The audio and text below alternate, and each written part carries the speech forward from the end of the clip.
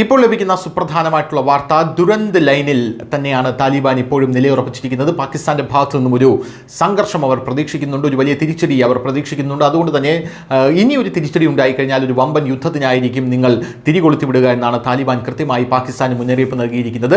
TLP എന്ന് പറയുന്ന സംഘടന പാകിസ്ഥാൻ അകത്തുപോലും ഇപ്പോൾ വലിയ രീതിയിലുള്ള സംഘർഷങ്ങൾ സൃഷ്ടിക്കുന്നു എന്നുള്ളത് മറ്റൊരു സാഹചര്യത്തിൽ എടുത്തു പറയേണ്ടതാണ്. തെഹ്രീക്കെ താലിബാൻ റെഡിയായി നിൽക്കുന്നു.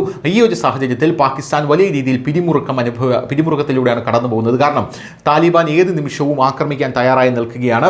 ഇപ്പോഴിതാ ദുരന്ത് ലൈനിലെ തെഹ്രീക്കെ താലിബാൻ പാകിസ്ഥാൻ TTP പോസ്റ്റുകളിൽ പാകിസ്ഥാൻ വ്യോമാക്രമണം നടത്തിയതിനെ തുടർന്ന് ശനിയാഴ്ച രാത്രി വൈകിയാണ് ദുരന്ത് ലൈനിൽ പാകിസ്ഥാൻ പോസ്റ്റുകൾ അഫ്ഗാൻ താലിബാൻ ആക്രമിച്ചത്.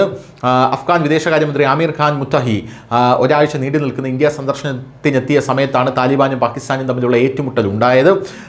ശനിയാഴ്ച രാത്രി വൈകി അഫ്ഗാനിസ്ഥാനിലെ ഇസ്ലാമിക് എമിറേറ്റും പാകിസ്ഥാൻ സൈന്യവും തമ്മിൽ ഏറ്റുമുട്ടൽ ഉണ്ടായതായും 65 പാകിസ്ഥാൻ സൈനികർ കൊല്ലപ്പെടുകയും 30 പേർക്ക് പരിക്കേൽക്കുകയും ചെയ്തതായും അഫ്ഗാൻ വക്താവ് സഹീബുള്ള മുജാഹിദ് ഞായറാഴ്ച പറഞ്ഞിരുന്നു.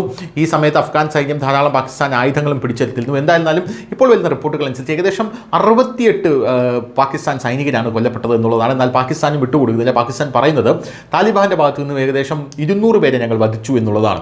പക്ഷേ ഈ 200 പേരെ വധിച്ചു എന്നുള്ളതിന് യാതൊരുവിധ തെളിവും പാകിസ്ഥാൻ മുന്നിലേക്ക് വയ്ക്കുന്നില്ല. എന്നാൽ ഈ 68 പേരെ വധിച്ചു എന്നുള്ളതിന് താലിബാൻ അവരുടെ ആയുധങ്ങളെല്ലാം പിടിച്ചെടുത്ത് കൊണ്ടുപോയിട്ട് ആയുധങ്ങൾ തെളിവായിട്ട് വയ്ക്കുന്നുണ്ട്. അറ്റ്ലീസ്റ്റ് 200 പേരുടെ ശവശരീരങ്ങളെങ്കിലും മുന്നിലേക്ക് കാണിക്കൂ എന്നുള്ള ചോദ്യത്തിന് ഇതുവരെ പാകിസ്ഥാൻ മറുപടി കൊടുത്തിട്ടില്ല എന്നുള്ളതാണ്.